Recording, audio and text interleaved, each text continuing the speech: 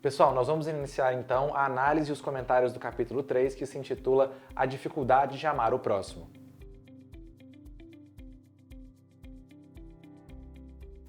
Bauman inicia o capítulo fazendo referência a uma ideia contida na Bíblia e conhecida por todos nós: ama o próximo como a ti mesmo. O autor reconhece que nos dias atuais essa recomendação de conduta pode parecer um pouco fora de moda, impraticável ou até ingênua. No entanto, para Bauman, essa ideia é um dos fundamentos da civilização.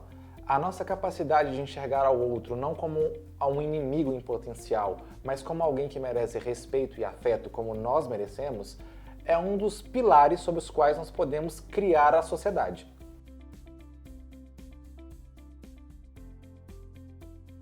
O autor assinala, então, que justamente a capacidade de amar ao próximo implica também na habilidade de reconhecer que o outro, apesar de ser muito diferente de mim, tem as mesmas características e os mesmos direitos que eu tenho.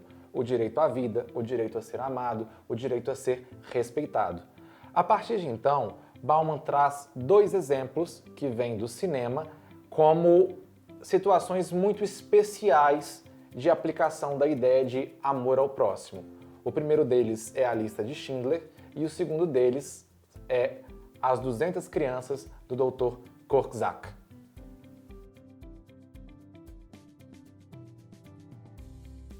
As sinopses de ambos os filmes já se encontram no vídeo de preparação para a leitura do capítulo 3, portanto eu não pretendo voltar a elas agora. Mas nós vamos fazer um comentário sobre a análise que o Bauman faz dos dois filmes. Em primeiro lugar, o Bauman destaca que, como as nossas relações são metrificadas por uma ideia de consumo, nós falamos sobre isso no capítulo anterior, isso impacta também a nossa forma de enxergar atos de solidariedade ou atos de salvação. Por exemplo, nós temos uma tendência a dignificar, engrandecer ou enxergar o Schindler como um grande sujeito porque ele salvou um número amplo de vidas. Em contrapartida, o Dr. Korczak não salvou nenhuma. As 200 crianças do orfanato, todas vieram a óbito.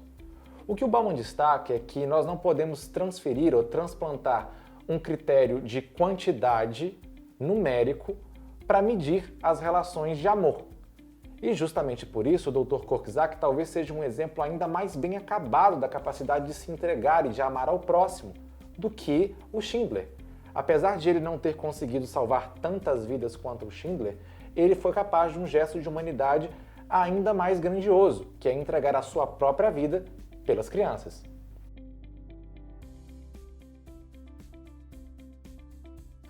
Em seguida, o Bauman faz referência a um dos teóricos que nós antecipamos no vídeo de preparação de leitura, Logstrup.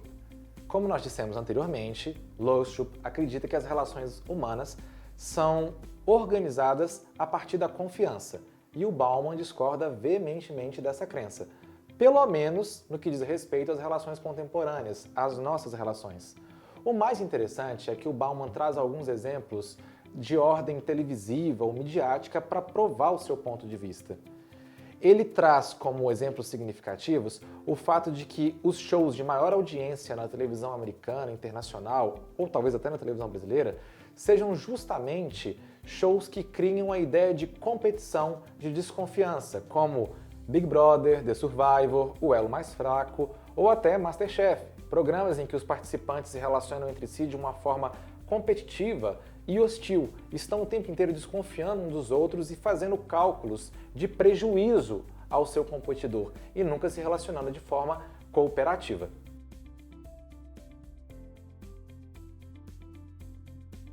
Deixando de lado, então, a questão da confiança e passando a tratar de um novo tópico de argumentação, o Bauman discute como a nossa sociedade, baseada na era da informação, das mídias, da televisão, da troca rápida de estímulos, acabou por construir uma nova forma de insensibilidade.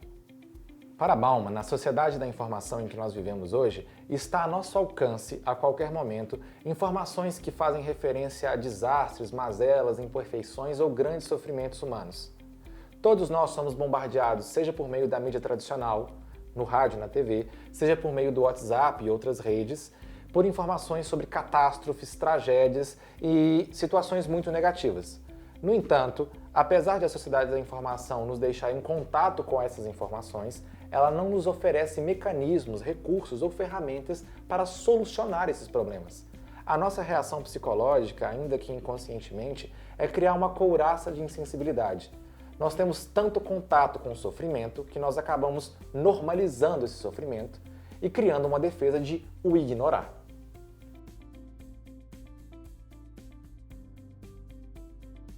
Para provar essa ideia, Bauman faz referência a um pensador que se chama Manuel Castells, a primeira pessoa a observar um certo contrassenso, um paradoxo ou uma contradição no processo de globalização. Por um lado, a globalização implica uma integração de pessoas, de fluxos de mercadorias e uma dissolução de fronteiras. Por outro lado, isso significa também uma certa desconexão entre pessoas que estão próximas.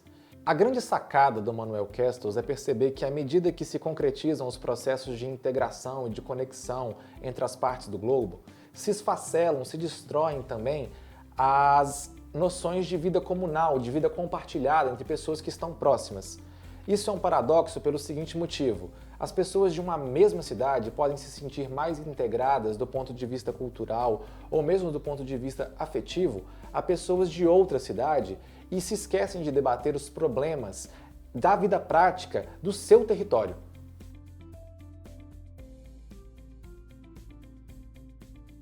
Esse duplo movimento de afastamento entre pessoas que estão próximas e de aproximação entre pessoas que estão distantes tem um certo critério social. O Castells divide a sociedade em duas camadas. Uma camada superior, que é constituída por pessoas favorecidas do ponto de vista econômico, e uma camada inferior, de pessoas empobrecidas ou desfavorecidas. Para Castells, as pessoas que têm uma certa mobilidade ou uma capacidade de se relacionar com demandas de outro território são justamente os membros da elite. Em contrapartida, as pessoas da camada inferior estão mais presas e orientadas às demandas práticas da vida da sua cidade. Um exemplo disso pode ser pensado com o fato de que membros de uma elite, seja de uma cidade brasileira, seja de uma cidade nova-iorquina, muito possivelmente compartilham de algumas referências culturais muito similares. Frequentam a mesma rede de restaurantes que está espalhada pelo globo, veem os mesmos filmes, consomem a mesma música e, se encontrarem, vão falar inglês e possivelmente vão ter os mesmos tópicos de conversação. No entanto, as pessoas da camada inferior da população, mais pobres, estão mais localizadas do ponto de vista geográfico e cultural. Os problemas que uma cidade como Belo Horizonte enfrenta não são os mesmos problemas que uma cidade como Nova York enfrenta. Nessa perspectiva, vamos pensar em um trabalhador ou um operário. Em Belo Horizonte, ele vai comentar e vai experienciar e vivenciar dificuldades de transporte público que tem a ver com o MOV, com o BRT, com os ônibus. Em Nova York, essas mesmas dificuldades de transporte vão se manifestar de outra forma, afinal de contas a cidade é cortada por rios, então temos balsas, temos uma rede de metrô muito mais significativa do que aqui, ou seja, os problemas da cidade em si é como se eles se tornassem algo que diz respeito à camada inferior, principalmente porque a elite, diferentemente da classe inferior, tem a possibilidade de sair da cidade quando ela bem entender. É como se os membros da elite global estivessem na cidade, mas não fossem da cidade, ao passo que os membros da camada inferior estão presos à cidade e a ela pertencem.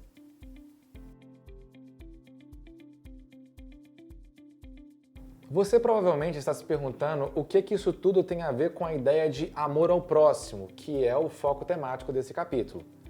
Na verdade, o que o Bauman propõe é que o fato de a elite global poder abandonar ou deixar a cidade quando bem entender e não ser obrigada a conviver espacialmente com uma classe que é diferente dela, acaba dificultando a capacidade de ter contato, convívio ou de tolerar o diferente. É como se esse fenômeno social da diferença de classes acabasse agravando o problema da dificuldade de relacionamento, porque nós temos uma elite que pode driblar, evadir ou escapar ao convívio quando ela bem entender.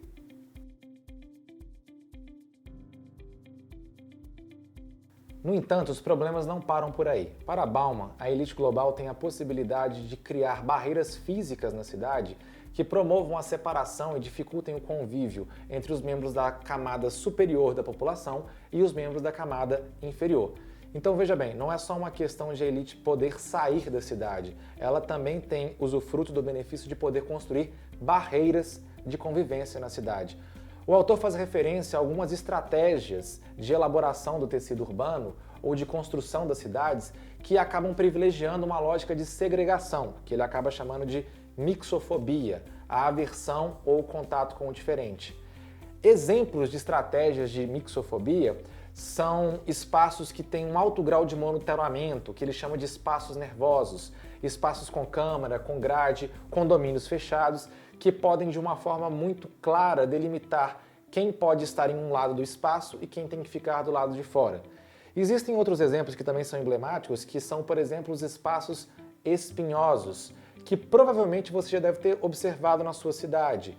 Quando nós temos centros urbanos, geralmente frequentados por moradores de rua ou sem teto, alguns desses espaços costumam ter espinhos ou estruturas que tornam incômoda a permanência naquele lugar.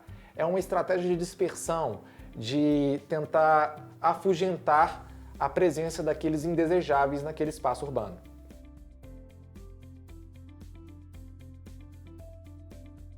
Espero que essas considerações tenham ajudado no processo de leitura. Eu tenho certeza, de novo, que você viu a sua cidade, viu o seu bairro, viu a si mesmo nas explicações que o Bauman faz sobre o mundo contemporâneo e não para por aí. Nós vamos fazer a nossa última análise do último capítulo nos próximos vídeos.